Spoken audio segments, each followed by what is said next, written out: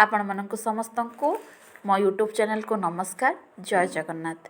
आज आम जाना एक नुआ रेसिपी ग्रीन जूस रो रेसिपी। बीट्रूट दुईटा ने कंचा लंका स्वाद अनुसार ने आपण को जी आवश्यक से आप कंचा लंका नहीं पारे।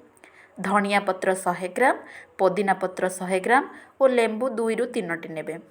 एहाकू ग्राइंडर करने और बेसी दिन स्टोर करी रखिबा को चाहूले फ्रिज रे स्टोर करी रखि परिबे। आउ आमर रेसिपीटी केमिति लागिला आपण कमेंट रे लिखिबे। आउ एहाकू पीबार अनेक उपकारिता अछि। ताकू पीले थाइरॉइड समस्या दूर होता है। आउ स्त्री लोक मानकर जदि किसी भी प्रॉब्लम्स थाए, गाइनिंग प्रॉब्लम थाए, याको भी पीले दूर होता है। तेणु आपण मैंने यहाँ व्यवहार करेंगे और व्यवहार उपकारिता पाइबे। और लाइक शेयर कमेंट करदे। धन्यवाद।